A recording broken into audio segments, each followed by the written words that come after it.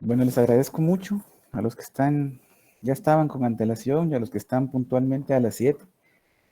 Hoy me tocó compartir con ustedes un periodo de clases y se me ha encomendado que compartamos y que disertemos sobre una garantía constitucional de larga data em, llamada exhibición personal. Tengo entendido que es su curso de Derecho Procesal Constitucional. Son estudiantes del segundo año, cuarto semestre, ¿es correcto? Sí, es correcto, ¿verdad? Así, buenas noches. Bueno, y todavía, solo perdonen, para contextualizarnos, aún no han recibido Derecho Procesal Penal. No, ¿verdad? No, licenciado. No, licenciado. No, está No, bien, no, no. No, aún no. está bien. Vamos esto tiene una connotación procesal penal que vamos a intentar abordarla pues, de la manera más básica y más general, eh, pues a manera de que les sirva con posterioridad cuando reciban su curso y lo logren. Ya hay 69, 70 compañeros. Si les parece, damos un par de minutos más en lo que se van sumando el resto. Tengo entendido que son 150, 200. Así es, licenciado, y gracias por el tiempo. Ahorita vamos a avisar en el grupo. A ustedes, muchas gracias.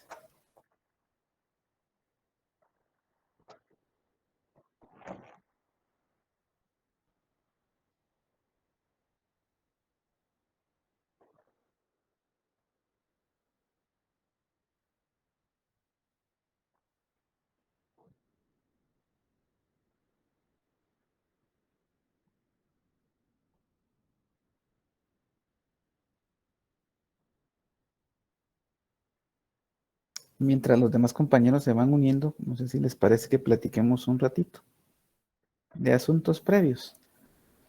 A ver, la compañerita Marlene Noriega, me imagino que está en el grupo. Sí, licenciado. Hoy sí está. Bueno, está bien. Marlene, ¿usted recuerda si habían abordado con antelación lo relacionado al control de convencionalidad?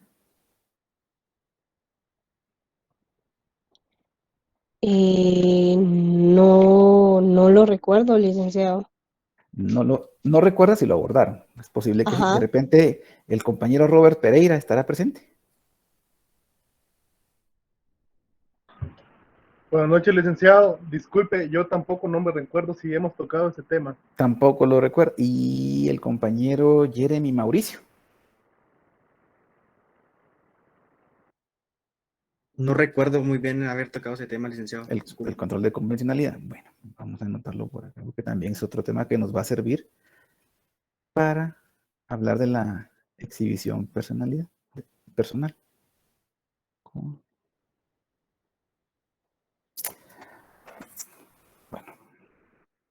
pues si quieren, comenzamos a platicar un poco de la exhibición personal.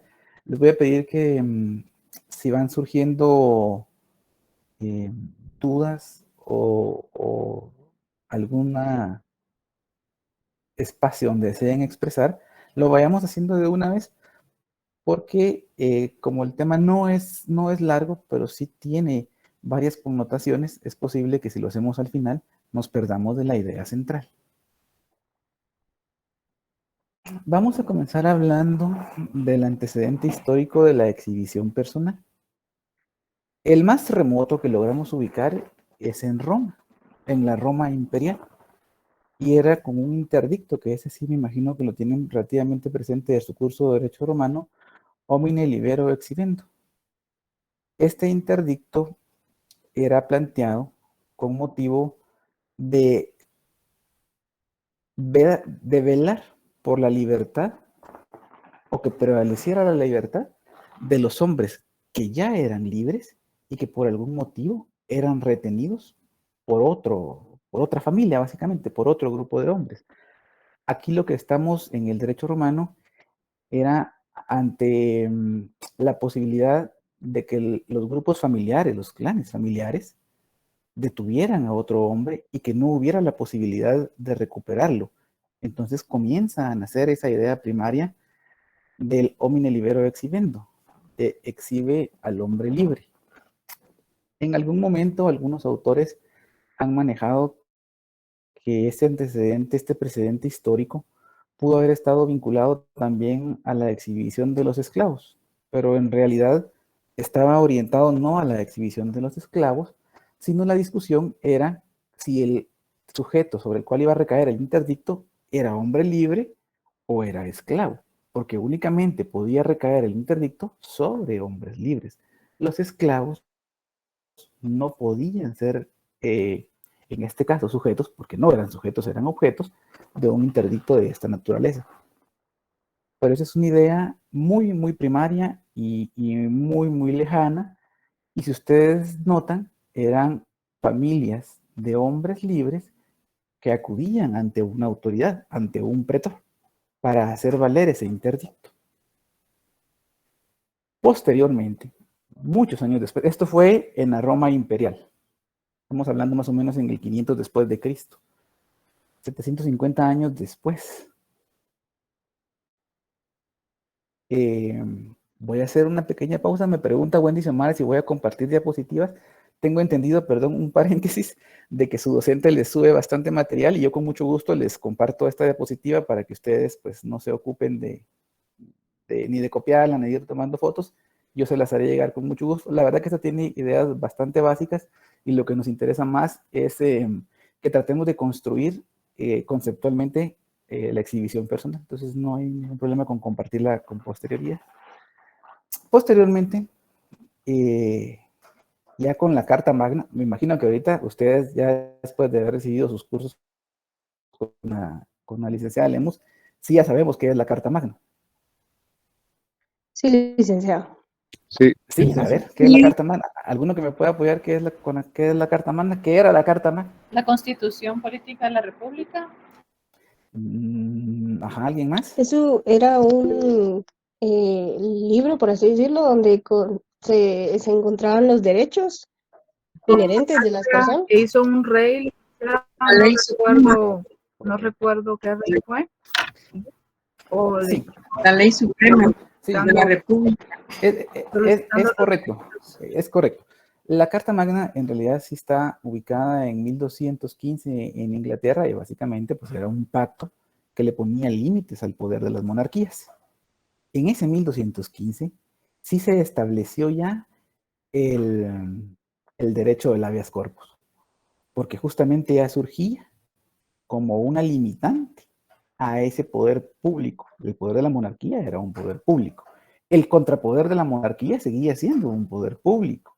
Entonces la idea era ponerle una barrera que evitara los abusos contra la libertad de las personas. Aquí ya no estamos hablando de esclavos y de libertos, aquí estamos hablando de las personas. En ese 1215 todavía era un periodo donde había esclavitud, pero en esa Inglaterra era esa condición de las personas. Yo no sé si ustedes logran notar que en esta diapositiva sí hay una línea que atraviesa de la Roma imperial a la Inglaterra monárquica. Sí, licenciado. Sí, bueno, aquí también quiero que ustedes me apoyen. No sé si logramos distinguir el antecedente de Roma al antecedente de la Inglaterra monárquica. ¿Cuál es básicamente esa gran diferencia?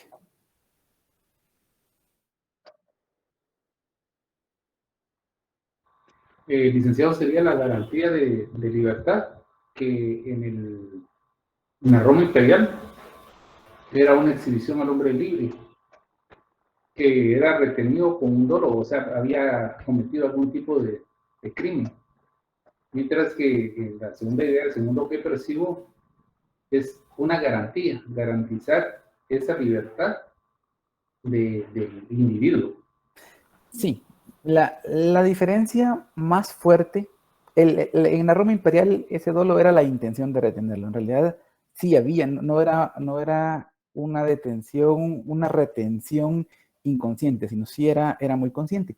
La diferencia, y por eso es que y que hay tanta distancia entre una institución y la otra, es porque en Roma, si ustedes notan, era entre particulares, y el poder público, el pretor, era el que decidía. Entonces, la figura entre particulares, no había una condición de poder uno frente al otro, más que una retención de uno frente a algo que podía ser un hombre que era de otra familia, o de otro clan familiar, o de otro grupo. Ya en Inglaterra, la situación era distinta, porque entonces ahí era de un hombre hacia el poder público. No sé si se logra diferenciar con claridad. Uno era entre particulares y el otro era de hombre a poder público. ¿Sí? Y ahí interviene el Estado, digámoslo así. Así es. Ya hay, bueno, aquí no vamos a utilizar tan pronto, tan de pronto la palabra Estado, pero sí vamos a utilizar ese núcleo de poder, es un poder monárquico, es un poder público, y frente a él se instaura la protección, mientras que en el otro eran entre particulares.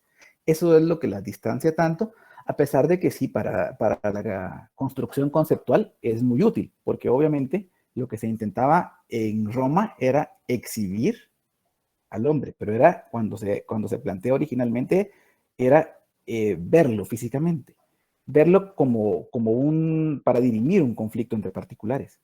En lo otro era ya una protección frente a, bueno, frente a un bloque que ejerce poder, que ejerce fuerza. El poder al final de cuentas es eso, es fuerza. ¿Estamos hasta ahí claros? ¿Sí? Sí, Sí, licenciado. Lick. Podemos seguir. Bueno, listo. Bueno, en ese movimiento fue más o menos a mediados de 1600, donde ya Inglaterra tuvo una legislación propia para el habeas corpus. Legislación que después fue traída a Estados Unidos ya con la Constitución estadounidense, fue implementada muy al estilo romano también, porque ustedes recordarán que los inicios de Estados Unidos también son esclavistas.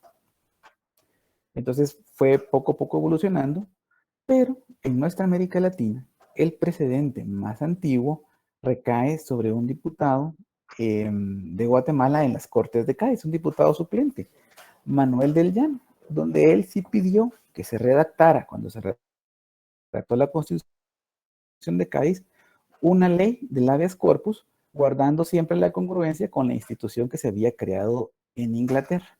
Aquí lo importante, bueno, hay varias cosas que se pueden rescatar. Una es de que no podemos decir que era Guatemala como el estado de Guatemala, sino era la Guatemala colonial. Es decir, que era un diputado de una de las colonias de ultramar del Reino Español. Solo para que nos ubiquemos que esto era siempre, a pesar de que la Constitución de Cádiz rigió estos territorios, eran pertenecientes a España. Y que en ese 1810, aún así, ya se intentó que la redacción de esa ley, obviamente, también iba a ejercer su influencia en todas las colonias españolas. Posteriormente, en 1879, ya hay una redacción expresa, aunque muy pobre, por cierto, acerca del habeas corpus. Cuando nos ubicamos en 1879, ya es la Federación Centroamericana. Ya estamos hablando del periodo post-independiente. Yo en la diapositiva les transcribí el artículo 34, donde de manera muy pobre lo que dice es que la Constitución reconoce el derecho del habeas corpus y luego le agrega, o sea, la exhibición personal. Y para desentrañar el sentido, pues ya habría que irse en esos momentos a fuentes del derecho. Cuando se redactó la Constitución de 1986, hubo una comisión que se llamaba Comisión de Amparo, Habeas Corpus y Constitucionalidad, presidida por el licenciado Maldonado Aguirre. Esa comisión le hace un informe a la Asamblea Nacional Constituyente y en ese informe ubica el antecedente más antiguo en 1837. Milo le expresa a la Asamblea que lo que hizo fue reorganizar las ideas acerca del habeas corpus, de la exhibición personal en la nueva Constitución, Pero lo interesante es que hace la salvedad de que es la institución, ahí lo tratan como institución, no como garantía, de más larga data en nuestro sistema constitucional, porque ubican al amparo en 1921 y ubican la inconstitucionalidad, pues obviamente de manera mucho más reciente, que todavía necesitaba ser terminada de construir doctrinaria y conceptualmente. Vamos a tocar el tema de este antecedente histórico y lo vamos a dejar en una burbujita. Vamos a tocar temas y a ir haciendo burbujitas y después vamos a ir tratando de construir un hilo conductor entre todas. Lo que me interesaba de esto era rescatar desde dónde venía el habeas corpus, hacer las diferencias cuando era entre particulares y hacer la gran diferencia de cuando se instaura como una garantía contra el poder público.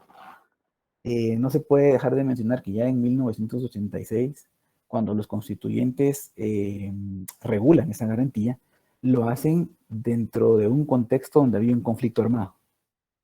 Y eso definitivamente pesa, porque encontramos dentro de la redacción ese resabio y está dirigido directamente al poder público ejercido por el Estado a través de sus fuerzas de seguridad. Y está muy patente. Entonces ya es una variante más a las que el antecedente histórico viene y que vale la pena tenerlo presente para no deformar la garantía constitucional. Bueno, dejando un poco de lado el antecedente histórico, vamos a hablar de lo que les mencionaba acerca del control de convencionalidad. No sé si alguno de ustedes había escuchado hablar del doctor Sergio García Ramírez.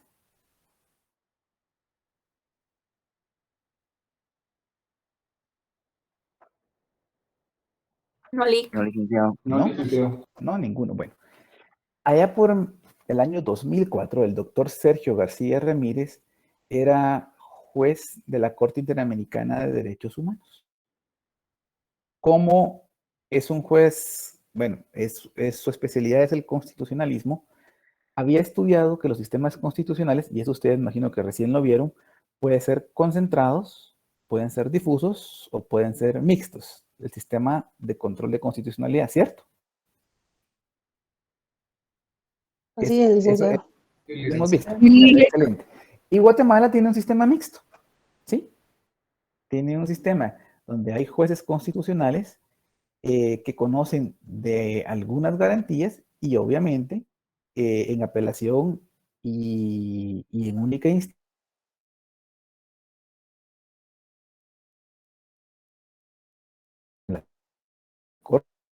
es un mixto. Esa idea trasladó a la Corte Interamericana de Derechos Humanos, pero esta vez aplicada a la convención. ¿De qué convención estamos hablando? Pues de la Convención Americana de los Derechos Humanos. Y el juez García Ramírez, mexicano, lo que propuso era ejercer un control no de constitucionalidad, pero hacer una analogía en la labor judicativa de los jueces de la Corte Interamericana, de la Corte IDH, y proponer que fuera un control de convencionalidad. Si los jueces constitucionales aplicaban el control de constitucionalidad, los jueces del sistema interamericano debían aplicar un control de convencionalidad. Pero surgió el dilema si ese control debía ser un control difuso o un control concentrado. ¿Ustedes qué opinan? ¿Qué tipo de control debería ser el control de convencionalidad?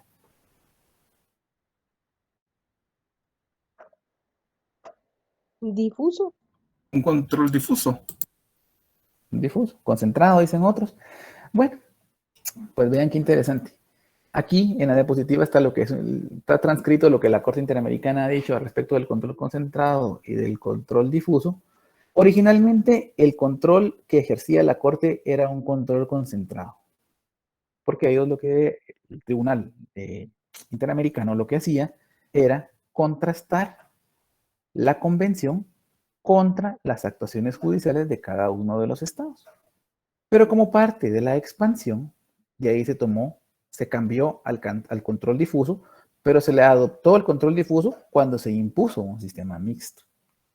Eso es una progresividad, le ha llamado la Corte Interamericana, porque entonces lo que le dice a los Estados miembros es, vean, ustedes a lo interno tienen que ejercer un control de convencionalidad en materia de derechos humanos, pero también ellos ejercen el control concentrado con los casos que llegan al conocimiento de la Corte.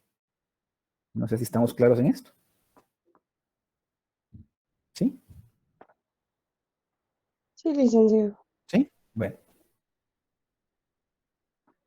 ¿Por qué mencionamos el control? Vamos a ver. Entonces tiene un sistema mixto. Me pone, no, sí, el sistema de la Corte Interamericana actualmente se propone, si la Corte Interamericana se ha decantado porque sea un sistema mixto. Es más, tan mixto como el que tenemos nosotros en nuestro sistema. Pero ¿por qué mencionar el control de constitucionalidad, el control de convencionalidad? ¿Y a qué viene todo esto? Me van a decir ustedes en la exhibición personal. Pues vean, es muy sencillo. Hoy por hoy, en nuestro sistema jurídico, en nuestro ordenamiento jurídico, vamos a hablar de este, aunque es casi que es una generalidad, pero vamos a concentrarnos en este. La exhibición personal es una garantía que protege derechos humanos fundamentales. ¿Alguno de ustedes, vamos a ver, qué tipo de derechos humanos son, o cuáles son los 2 derechos o 3 derechos humanos fundamentales que protege? El derecho a la libertad individual o personal, la integridad personal, y ambos están íntimamente ligados con el derecho a la vida. ¿Por qué mencionamos lo del control de convencionalidad? Porque como son derechos humanos, según el artículo 46 de nuestra Constitución, ingresan a nuestro ordenamiento jurídico con una supremacía normativa que no puede de ningún modo desatenderse o soslayarse, sino que va en conjunto con la Constitución a manera de que sea más protector y más progresivo, es el que debe de aplicarse. El derecho a la libertad individual, ¿alguno de ustedes tendrá por ahí la Convención Americana de Derechos Humanos?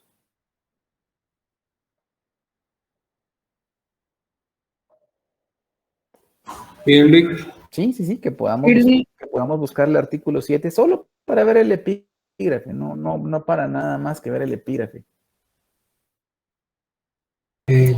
Artículo 7. Todos son iguales ante la ley y tienen sin distinción derecho a igual protección de la ley. Todos tienen derecho a igual protección contra toda discriminación que infrinja esta declaración y contra toda provocación a tal El discriminación. artículo 7 es solo el Derecho a epígrafe. la libertad personal. Sí, es correcto. Derecho a la libertad personal. ¿Y el 6 constitucional? ¿Alguno que lo tenga ahí? Solo el epígrafe también. Detención legal. Así es. La detención legal, obviamente, porque marca las pautas de cuándo una persona puede ser detenida, y lo que es la detención legal, lo que posibilita en sentido inverso es la libertad personal, obviamente, ¿verdad? Es lo que tú te...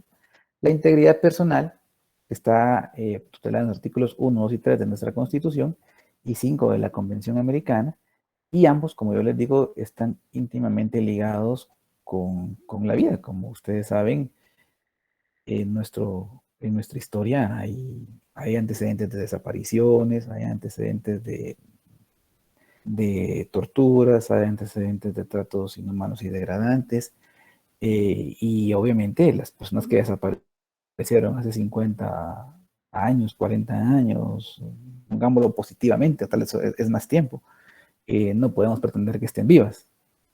Entonces, son derechos que están íntimamente vinculados con la vida, y cuando se trata de tutelarlos, se tiene que aplicar la Constitución, pero por control de convencionalidad mixto, se puede aplicar también la Convención Americana de los Derechos Humanos.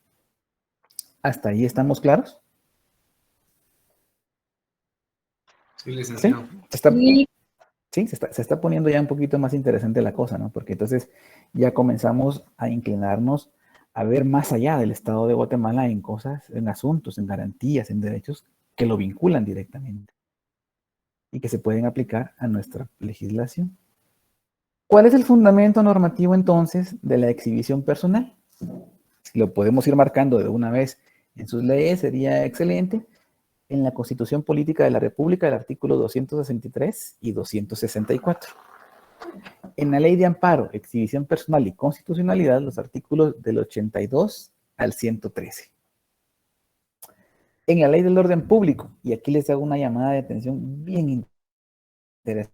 el artículo 27. ¿Qué tiene que ver la ley del orden público con esto? Vamos a ver después. Tal vez me lo recuerda alguno de ustedes. El artículo 27. Y la Convención Americana sobre los Derechos Humanos, los artículos 7.6 y 25.1. O 7, numeral 6 y 25, numeral 1. No regula expresamente la Convención Americana lo de la institución del habeas corpus, pero sí respecto a los derechos de la persona que se encuentra ilegalmente presa o presa legalmente con respecto a su inmediato conocimiento de la justicia de cada estado respecto de su causa para poder ser atendido. ¿Podemos continuar? ¿Sí? Chile. Pues. ¿Cuáles son las garantías constitucionales según el título sexto de la Constitución? Ahí es esto que me comiencen a ayudar un poquito. Título sexto de nuestra Constitución. ¿Cuáles son las garantías constitucionales? Ahí está en la diapositiva, pero hay preguntas de por medio.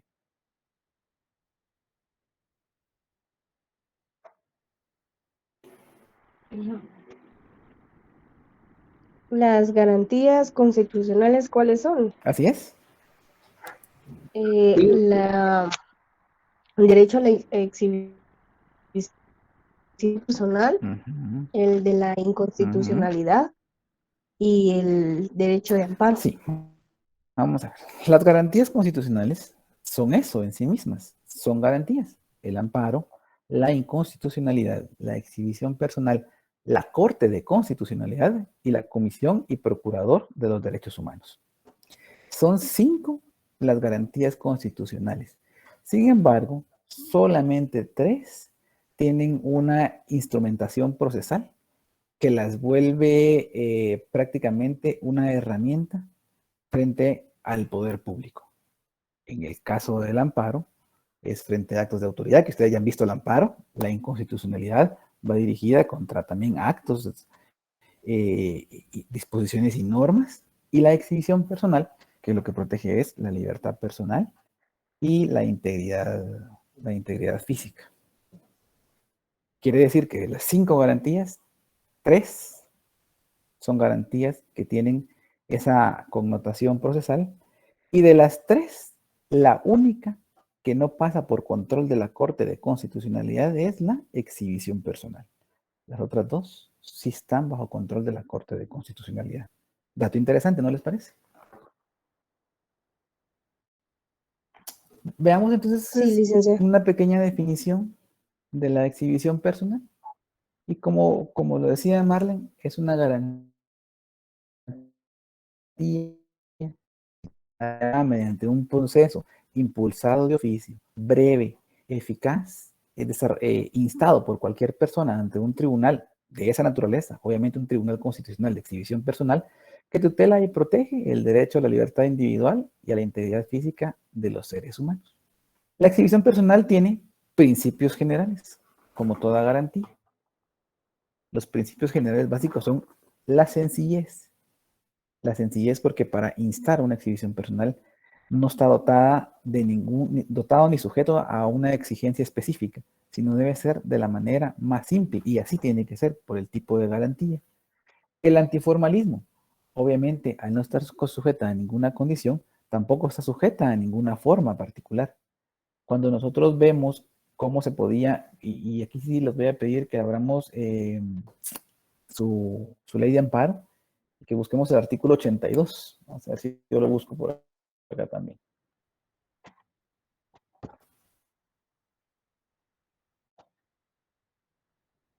Aquí hay un aspecto bastante interesante en el 82.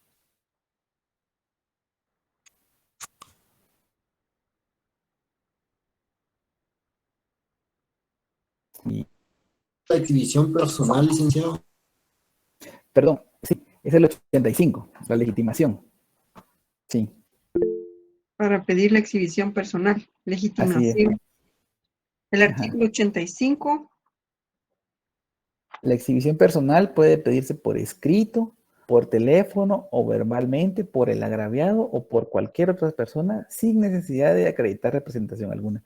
Este artículo es bien interesante y es uno de los que nos remonta al momento en que fue escrita. porque si ustedes se dan cuenta, se puede pedir por escrito, por teléfono o verbalmente. Obviamente, quien agarra un teléfono va a ser verbalmente. Lo que quería decir en este momento el legislador o donde quería ir era por la manera más expedita, porque si una persona no podía trasladarse a hacerlo verbalmente, pues utilizar un medio de comunicación que le permitiera plantearla. Hoy por hoy, eso es lo que entendemos cuando dice ese por teléfono, que era de la forma más expedita posible. Marlene. Licenciado, solo le quería consultar por qué la Corte de Constitucionalidad no supervisa lo relacionado con la exhibición personal. Pues por disposición de la ley, si usted logra ver el artículo 86, 83, perdón, le establece competencias específicas y excluye a la Corte de Constitucionalidad de conocer la exhibición personal. Claro, hay una excepción que yo creo que es válida mencionar y es cuando se da el conocimiento a prevención, que la Corte de Constitucionalidad no podría repeler el conocimiento a prevención, pero lo que tiene que hacer es realizar la diligencia más urgente y remitir inmediatamente la actuación hacia el tribunal competente. Esa es la razón, es una razón bastante sencilla. Es una disposición del legislador. Y yo creo que cuando se hizo, y si no estoy mal, consta en el diario de sesiones, obedecía que la Corte de Constitucionalidad no está en todo el país, sino que está concentrada en la capital, en Ciudad de Guatemala. Y por lo regular las desapariciones podían ocurrir en cualquier parte del territorio nacional.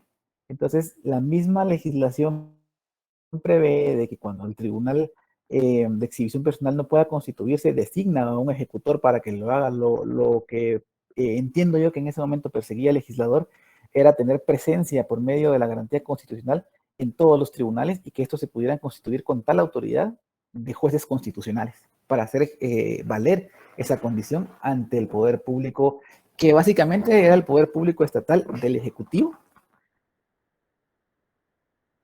y el poder público local, algunos alcaldes. Me parece que esa es la razón Gracias, más fuerte. licenciado.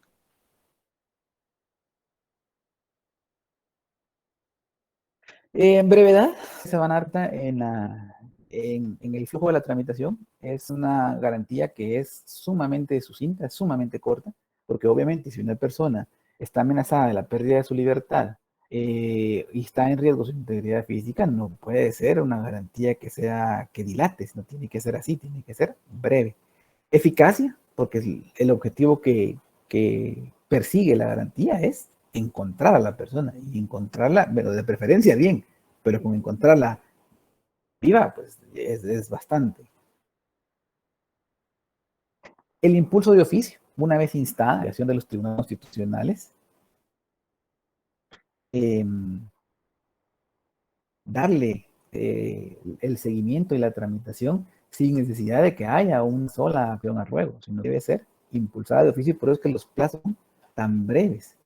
Y la inmediación. La inmediación es un principio bastante importante porque el Tribunal Constitucional tiene que tener un acercamiento directo con el agraviado. La idea es que el agraviado esté a la vista, en este caso, del Tribunal Constitucional y que el tribunal logre determinar por qué está privado de la libertad. Y la improcedencia del desistimiento y del sobreseimiento en tanto no aparezca el ofendido. Esa es la excepción a la improcedencia del desistimiento y el sobreseimiento, en tanto no aparezca el ofendido. Si el ofendido aparece, pues sí han habido casos donde se ha dado desistimiento de la garantía constitucional. Veamos el artículo 82, el derecho a la exhibición personal. Este artículo en acción se ve bastante de irlo desentrañando, tiene varios aspectos interesantes. Quien se encuentre ilegalmente eso, detenido de cualquier otro modo en el goce de libertad individual. Si ustedes se dan cuenta, ahí nos divide una prisión ilegal. Quien esté ilegalmente preso o cohibido de cualquier otro modo del goce de libertad individual. 2, amenazado de la pérdida de ella. Ese es otro tema. quien esté ilegalmente preso, quien esté amenazado, eso lo que nos lo que nos marca la pauta es de dos tipos de exhibición personal, si se dan cuenta. Una exhibición personal preventiva y una exhibición personal cuyo efecto es reparador. Quien tiene vejámenes, aún cuando su prisión o detención fuere fundada en, tiene derecho a pedir su inmediata exhibición personal ante los tribunales a fin de que se le restituya o garantice su libertad. En la exhibición personal reparadora, el fin es que se le restituya la libertad, que cesen los vejámenes y que termine la coacción. En la exhibición personal preventiva es que se le garantice la libertad. Esos dos ramales de la exhibición personal no podemos dejar de obviarlos en este artículo. Es un artículo bastante simple, pero como se ven, tiene mucho contenido, porque la exhibición personal preventiva se da cuando viene un acto de autoridad futuro, inminente, que lo que va a buscar es privar de su libertad individual a una persona, pero todavía no se ha consumado, solo es una amenaza. La amenaza tiene que tener esas características, al igual que en el amparo, cierta, futura e inminente, sin consumarse. Y el fin es garantizarle su libertad. El fin es que no se concrete esa amenaza.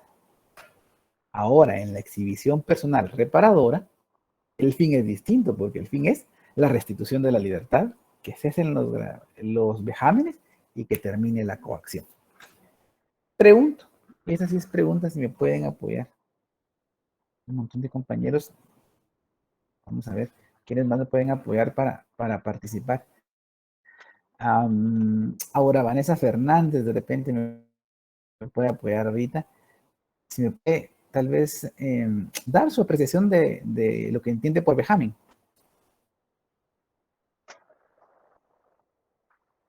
Ahora Vanessa Fernández.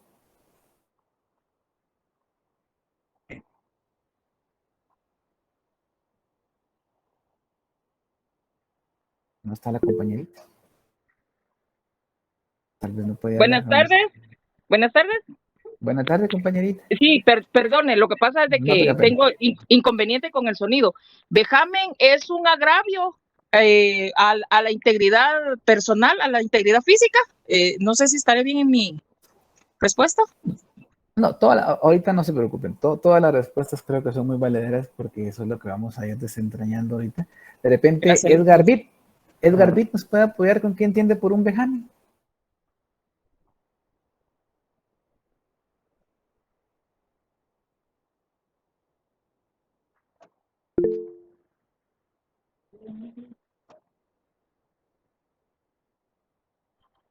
La agresión, licenciado. Una agresión, sí. Gloria Portillo. Silic, para mí es como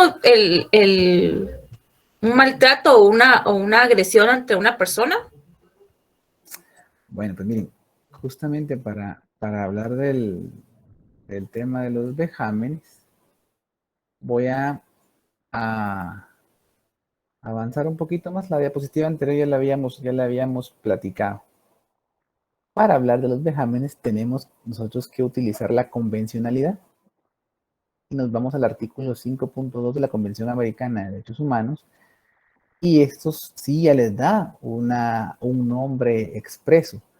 Y son la tortura y los tratos crueles, inhumanos o degradantes. Eso quiere decir, si regresamos al artículo 82, es que aún quien esté en una prisión ordenada legalmente, pero que esté sufriendo, ya traducido al otro lenguaje, tortura, tratos crueles, inhumanos o degradantes, puede pedir su exhibición personal. ¿Ven qué interesante se está poniendo lo de la aplicación de la convencionalidad? Porque entonces ya la palabra vejamen, que es bastante vaga de momento y es un concepto donde pueden caber bastantes definiciones y bastantes palabras, ahorita ya toma una forma específica: tortura, tratos crueles, inhumanos o degradantes. Ahora, ¿qué entendemos por tortura? Pues es un acto realizado intencionalmente por agentes estatales que causa severos daños y sufrimientos físicos o mentales con un fin específico. Vamos a irnos con los fines de la investigación criminal, con fines específicos. Y los tratos crueles, inhumanos o degradantes son todos aquellos actos que sin llegar a ser tortura menoscaban la integridad personal de una persona en poder de una autoridad causándole dolor o sufrimiento severo, pero la diferencia es que no tienen una finalidad específica. Vamos a regresar un poquito entonces. Nos habíamos quedado en la parte de los vejámenes. Volvemos a leer el artículo 82, entonces ahorita ya logramos distinguir perfectamente. Entonces tenemos quien está ilegalmente preso, quien está ilegalmente detenido, quien está amenazado de la pérdida de la libertad y quien está legalmente preso, pero que está sufriendo tortura o tratos crueles, inhumanos o degradantes. Ellos son los agraviados que pueden pedir la exhibición personal. ¿Vamos bien? Sí, bueno.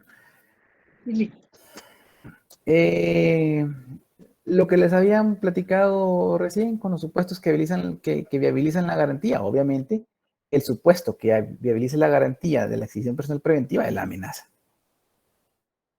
Y el supuesto que viabiliza la exhibición personal reparadora es la prisión ilegal o los vejámenes sufridos en una prisión ordenada legalmente. Si voy muy rápido, por favor, ustedes me dicen. Porque sí, la idea es que estemos satisfechos todos con la exhibición personal. ¿Sí? Gracias, Lee. Bueno, vamos. Gracias. Ya vimos que son vejámenes.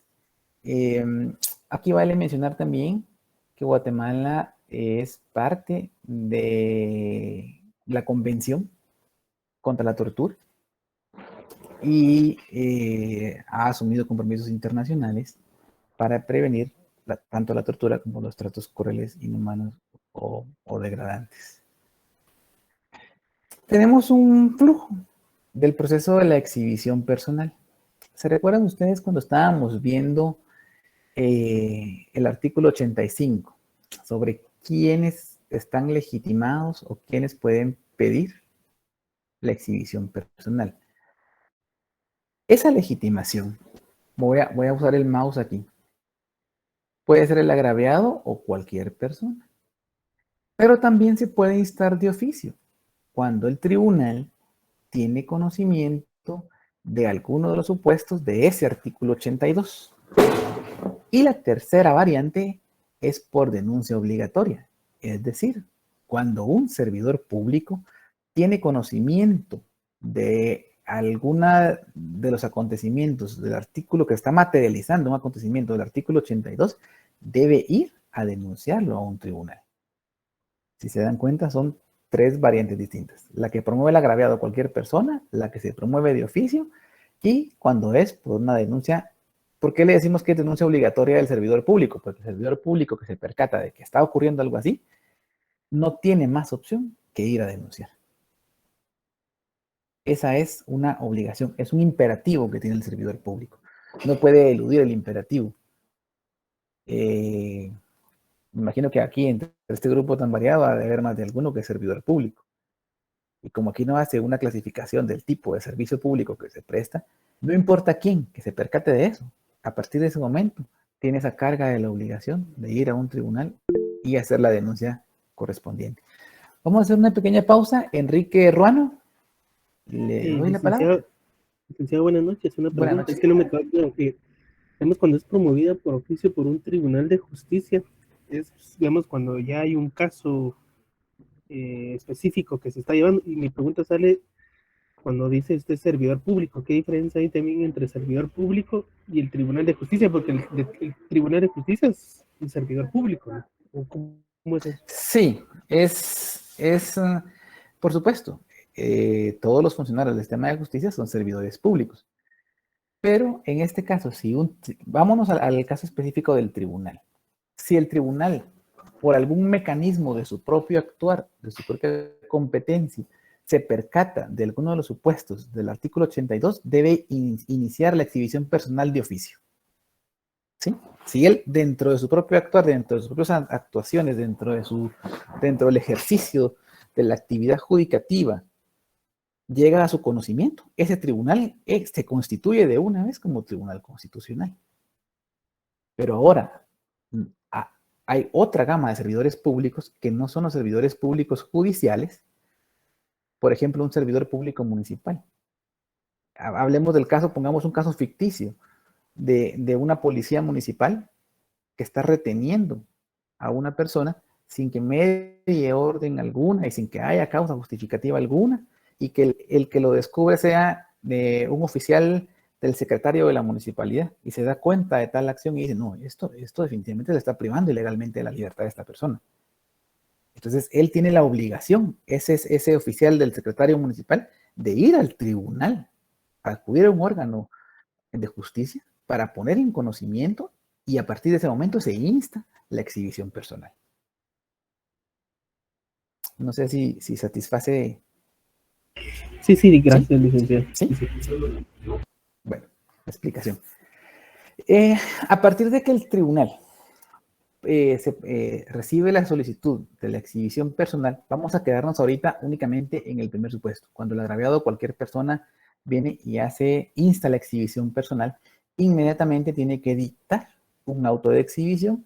Lo dictan no en nombre del Estado de Guatemala, sino en nombre de la República de Guatemala, señala día y hora para la diligencia y ordena a la autoridad que se presume que tiene al ofendido que lo presente y que proporcione los antecedentes.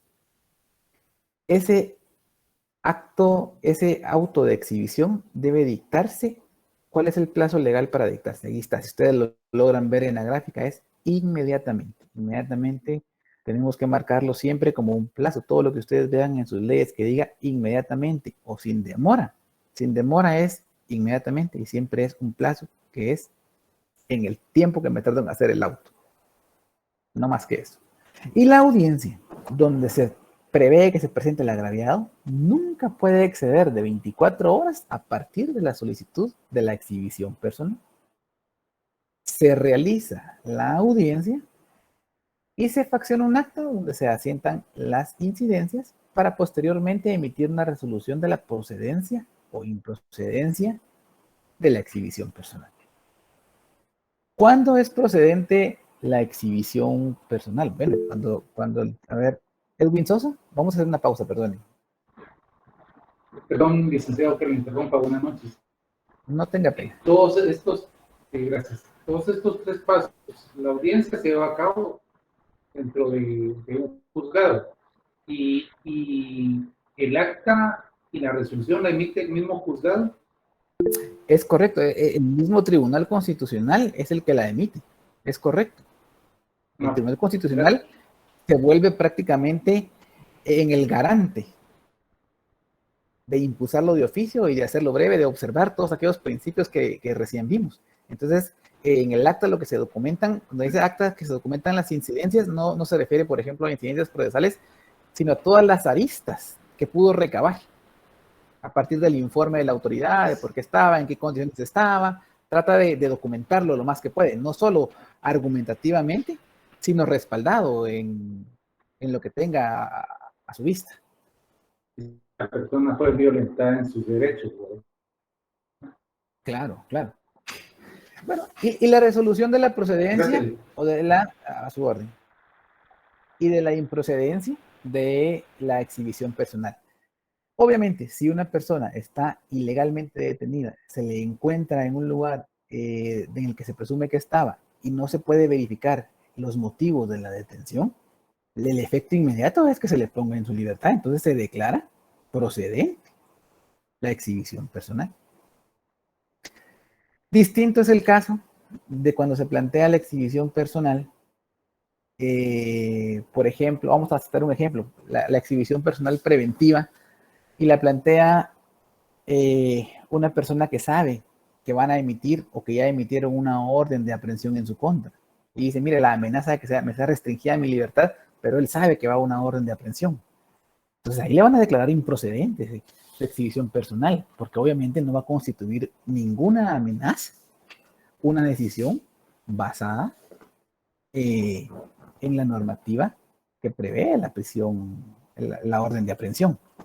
Ahí, en este caso, por ejemplo, tendrían que declararle improcedente y le van a decir, no, no puede constituir amenaza porque una decisión judicial no constituye amenaza. Por supuesto, al momento de tomar la decisión, siempre el tribunal tiene que informarse de qué fue lo que ocurrió para arribar a esa conclusión. No la puede tomar a priori como yo se la estoy diciendo en el ejemplo, sino tiene que documentarse de qué fue lo que ocurrió para tomar la procedencia o la improcedencia. Pregunto, ahora yo les pregunto, ¿esta resolución de la exhibición personal será apelable?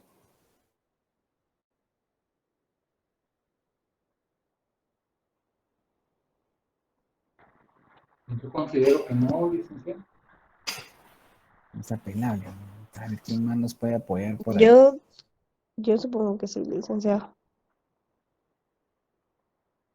Vamos a ver, aquí está Óscar Arriaza, ¿no? De repente nos puede apoyar Óscar Arriaza.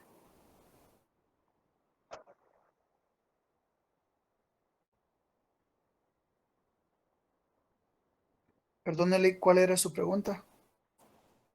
Si la resolución final, la resolución de la exhibición personal es apelable.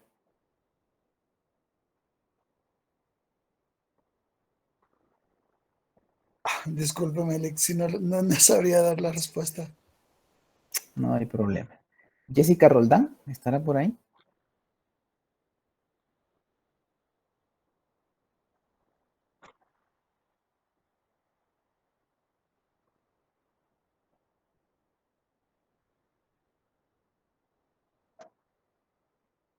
Roberto Pirid nos dice que sí es apelable.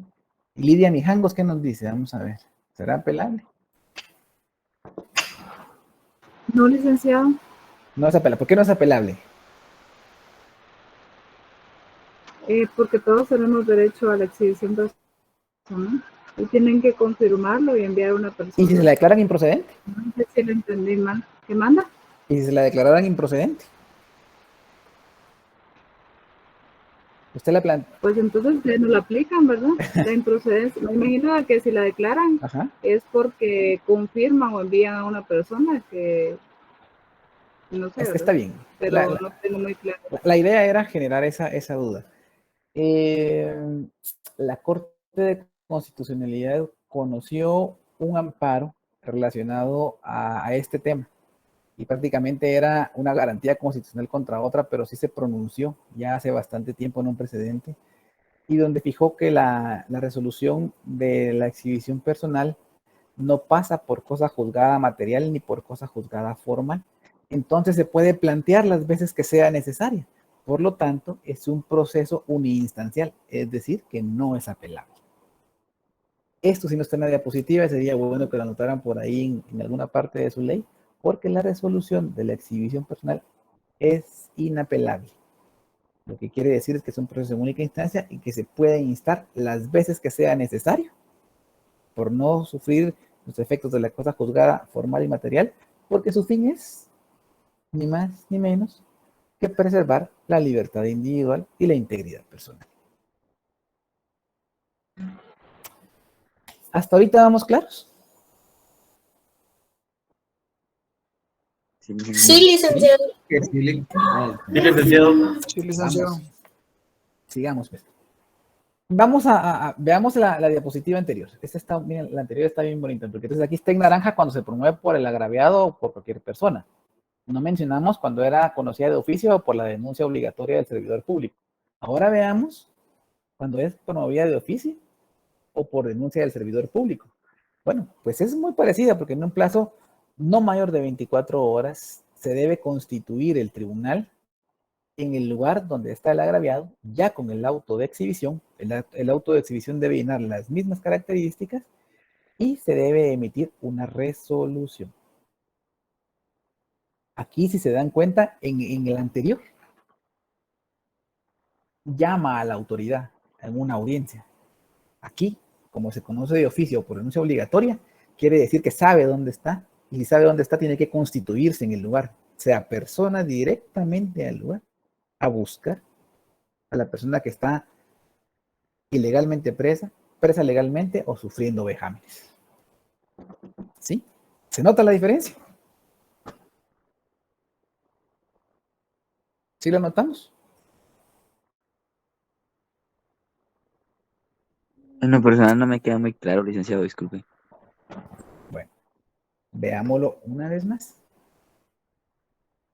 Cuando el proceso es instado por el agraviado, se dicta el auto de exhibición y se fija una audiencia para que la autoridad presente al agraviado, para que lo lleve ahí al lugar donde se fijó en el auto de exhibición.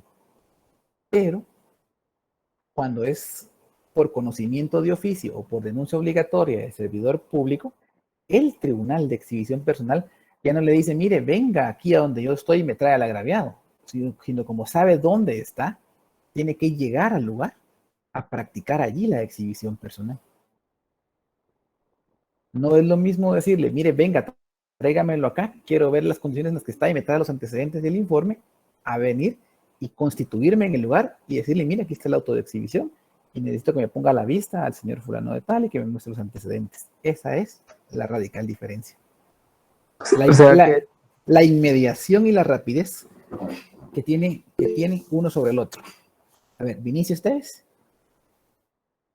Licenciado, buenas noches. Buenas noches. No sé si los compañeros y usted se percataron de un hecho que sucedió si no estoy mal, fue en el puerto, en Champerico, que una persona le hicieron el alto en un puesto de registro, fue hace unas 2 semanas tal vez, le hicieron un alto en un puesto de registro y la persona, el señor, sacó para mostrar su arma y la policía lo retuvo porque ellos decían de que él los había amenazado con el arma. No sé si usted supo ese caso que fue hace poquito. Resulta que a esta persona que detuvieron era un abogado. Entonces, el abogado lo que hizo fue que lo hizo por medio de llamada telefónica y la jueza se presentó en el lugar. Entonces, claro. Vamos a ver. Es un caso práctico. No lo supe, pero hay un montón de casos donde las personas por desconocimiento cuando van armadas y le quieren decir a la autoridad que van armadas, lo primero que hacen es sacar el arma. Ese es un gravísimo error.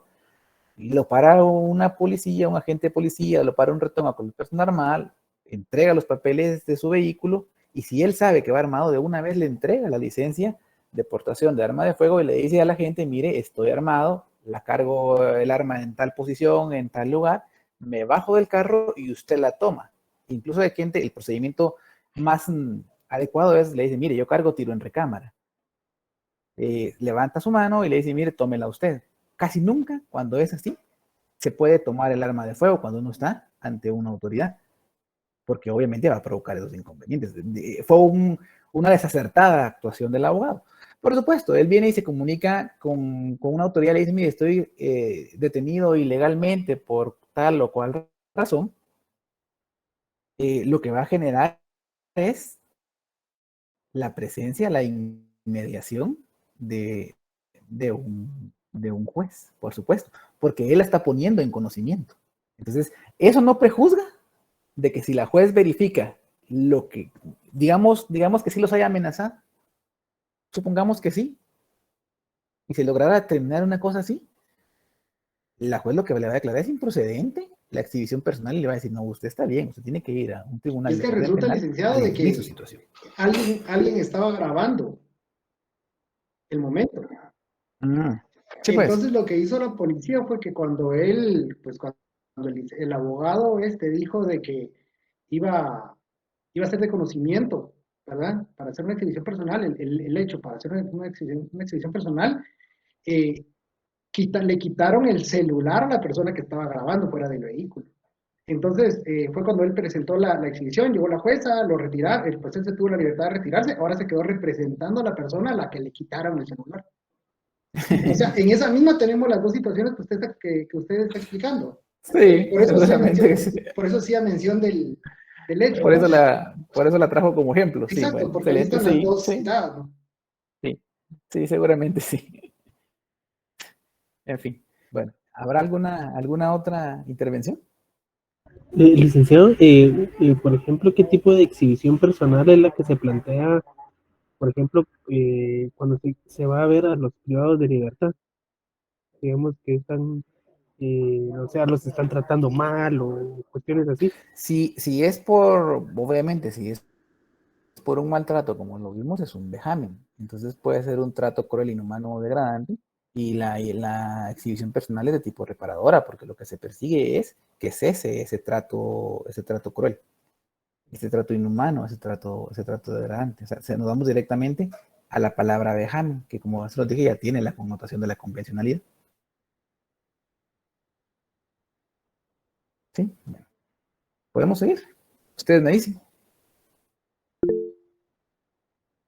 A ver, Lilia Pérez. No sé si es Lilian Pérez o Lilia Pérez. Lilia Pérez. Perdón, Lick, no sé si me escucha porque está fuerte la lluvia por acá. Fuerte y claro, a sus órdenes. Tengo una duda referente al punto número 1 que está en nombre de la República de Guatemala. Ajá. Derivado a ello, no se puede entablar al Estado, simplemente ya tiene que ser a la República de Guatemala. No, bien, el Estado es directamente responsable. Lo que pasa es de que se presumía en esa época que, recuérdese que era justo cuando se estaban definiendo los sistemas políticos. Entonces, los legisladores hicieron a la alusión al sistema republicano, donde ya presumían una división de poderes y una no intervención. Hacían ellos directamente que ese sistema republicano era el que iba a estar bajo el control del Estado. El régimen, según en el Sí, artículo 120. pero evidentemente el Estado es el que tiene la responsabilidad, porque al aplicar la convencionalidad de la que les hablaba, no fue la República la que ratificó la convención, sino fue el Estado de Guatemala, indistintamente del sistema político que adopte. Muy bien, gracias, Lick. Sí. A ustedes, gracias. Bueno, una acotación dentro del procedimiento, y es que qué ocurre cuando el agraviado está fuera del municipio donde reside el tribunal. El tribunal tiene esa limitante de constituirse, pues hace acopio de los auxiliares del tribunal, que es el juez ejecutor, u otra autoridad o persona cuyas calidades garanticen su cometido, también con la calidad de ejecutor. El tribunal designa al ejecutor, le hace llegar las diligencias, este se traslada al lugar donde se encuentra el ofendido, se constituye en el lugar e informa del resultado de su comisión. De encontrar al detenido, al ilegalmente detenido, o de encontrar a la persona que está sufriendo vejámenes, pues está en la obligación de hacer cesar esa condición. Esta parte creo que no tiene mayor tema de discusión, pero el ejecutor sí tiene algunos deberes y derechos. Primero es que sobre quien recae el ejecutor por ejercer la función pública, esa ejecución, esa labor de ejecutor es ad honorem. Segundo es que mientras duren las funciones de ejecutor, como es coadyuvante del Tribunal Constitucional, goza de inmunidad personal. Ese es un tema interesante. Mientras se practican las diligencias de exhibición personal, él debe tomar todas las medidas de seguridad para evitar la evasión del detenido. Es decir, va a verificar que efectivamente se están sufriendo vejámenes, y si el detenido se le evade por falta de diligencia propia, esa es una responsabilidad que él debe asumir. Entonces, por eso es que debe ser cuidadoso a ese respecto, y al ejecutar su cometido, pues puede auxiliarse de la fuerza pública, que evidentemente es lo más aconsejable.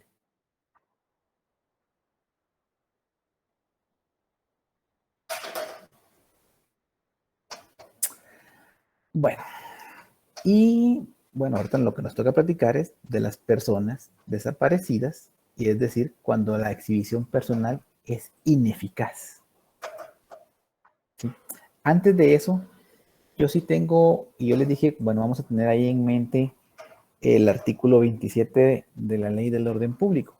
La Ley del Orden Público, alguno la tendrá por ahí a la mano, y que me pueda decir los estados de excepción y qué es lo que regulan, ¿no?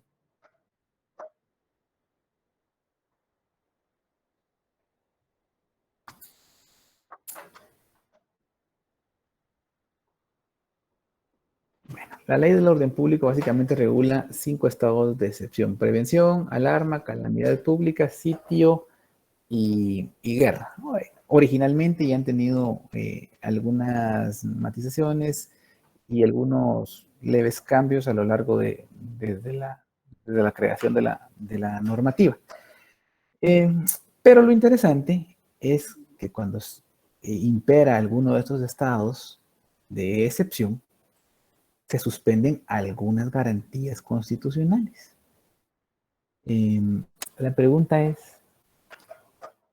al estar algún estado de excepción vigente y una persona es detenida, ¿será que se puede instar la exhibición personal o también la exhibición personal se suspende?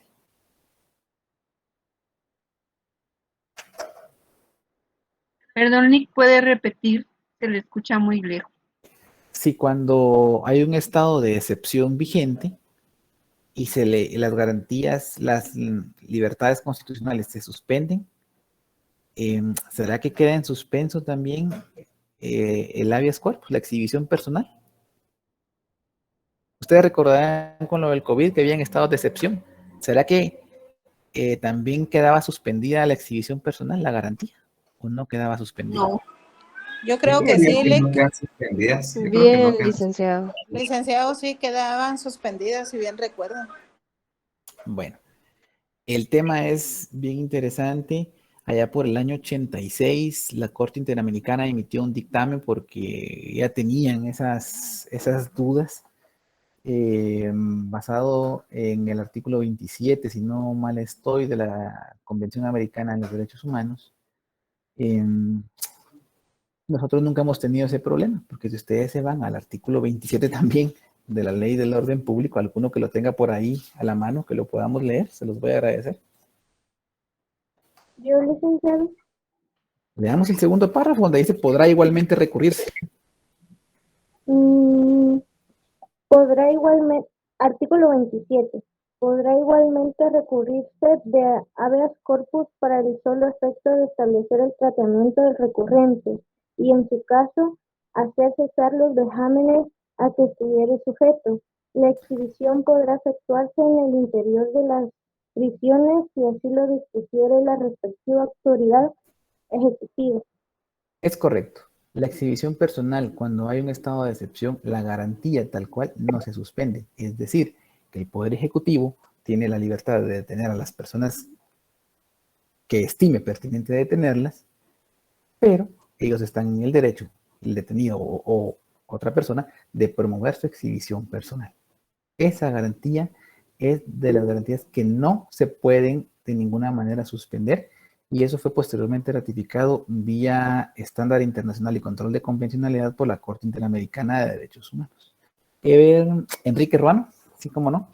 Licenciado, esto se da porque el derecho humano que tenemos es superior a cualquier otra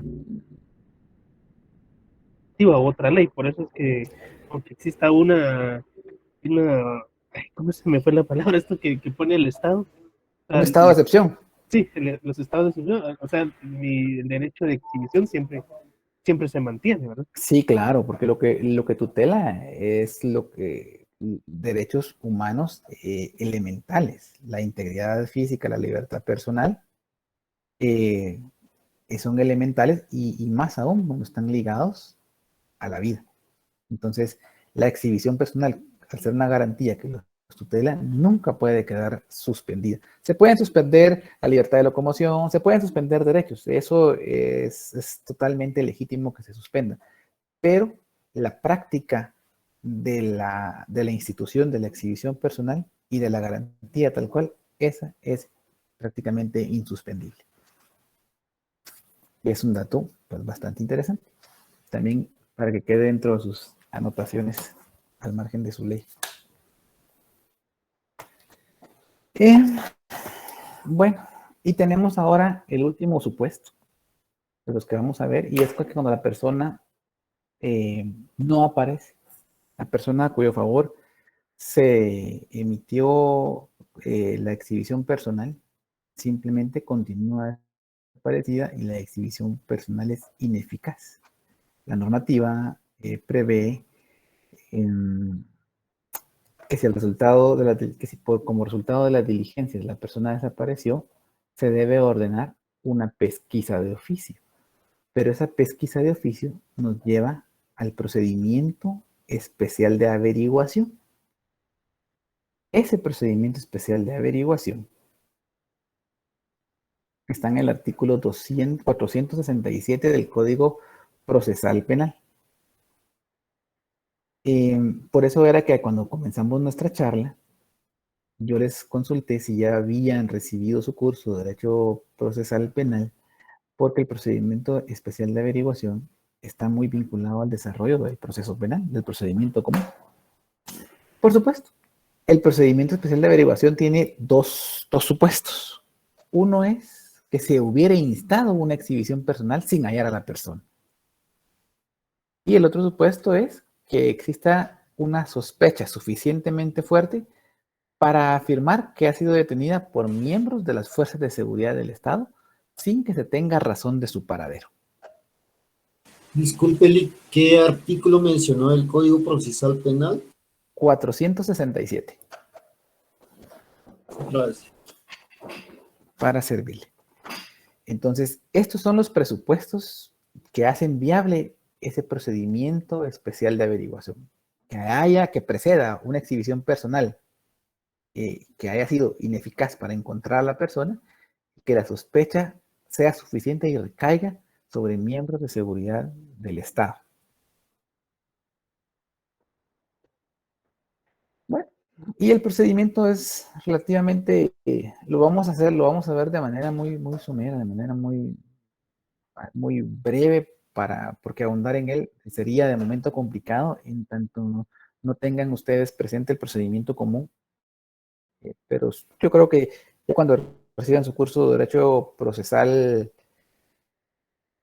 Penal, van a tener ustedes en la mente que vimos este procedimiento especial. La Corte Suprema de Justicia lo inicia a solicitud de cualquier persona. Acto seguido, intima al Ministerio Público para que en un máximo de 5 días informe sobre el progreso y resultado de la investigación. Posteriormente, se realiza una audiencia. En esa audiencia se decide sobre el rechazo de la solicitud o se expide mandamiento de averiguación. ¿Cuándo se rechaza esa solicitud? Bueno, pues 2 ejemplos claros de cuando se rechaza es cuando no cumplan sus condiciones de viabilidad. ¿Cuáles son estas? Por ejemplo, que no esté precedida de una exhibición personal o que la sospecha no recaiga sobre un agente estatal, sino que sea entre privados, porque eso ya es un delito de orden común. Pero si sí cumplieran con esa solicitud, se dicta un mandato de averiguación, donde se le encarga de manera excluyente la averiguación, en primer lugar al PDH, 2 a una entidad o persona jurídica y 3 al cónyuge o parientes del agraviado. Cualquiera de estos 3 inicia sus actividades y su labor investigativa con el procedimiento preparatorio, el procedimiento preparatorio del procedimiento común penal. Perdón, vamos a hacer una pausa aquí. Enrique Ruano, a ver. Licenciado, disculpe tantas preguntas. No, para servir. La exhibición personal se puede presentar a favor de cualquier persona, y cuando digo a favor de cualquier persona puede ser a favor de una persona civil o una persona que es policía o del ejército. Perdone, ¿a qué le llama persona? Sí, o sea, ya. Usted dice que, por ejemplo, hay un militar, por ejemplo, en el conflicto armado se dieron casos donde algunos militares fueron sustraídos por otros grupos militares, o al revés, grupos de militares, de paramilitares, o había comandos especiales de la policía que algunas veces desaparecieron militares. Por supuesto que sí, la condición de militar o de agente estatal no es la que lo excluye de esa condición. Ok, gracias, licenciado. Bueno, el procedimiento preparatorio, que básicamente es el procedimiento de investigación en el que se recaban los elementos de convicción, y pues hay una audiencia de primera declaración donde se decide si la persona se le da una medida sustitutiva o se queda en prisión preventiva o se dicta la prisión preventiva. Y posteriormente se dicta el auto de procesamiento. Luego tenemos el procedimiento intermedio, donde el juez toma la decisión si la persona hay elementos suficientes para que sea sometida a juicio, y luego el resto del desarrollo de la aplicación del procedimiento común de orden penal. Esta otra parte, yo creo que no, de momento no vale la pena más que verla en estos 3 bloques, porque ustedes la van a ver de manera detenida en su curso de Derecho Procesal Penal. Llegamos a las 8:16, 8:17. Yo les agradezco por su atención y por su participación. Pues hasta aquí es de manera, de alguna forma general, porque siempre hay que ahondar en las garantías, siempre hay que estudiar las instituciones y los principios propios. Lo que les puedo hablar, y hasta donde el tiempo no lo permite, acerca de la exhibición personal, pero si tenemos unos minutos más, si ustedes tuvieran alguna duda, algún comentario, o de pronto podemos montar algún pequeño foro sobre algo que quieran expresar.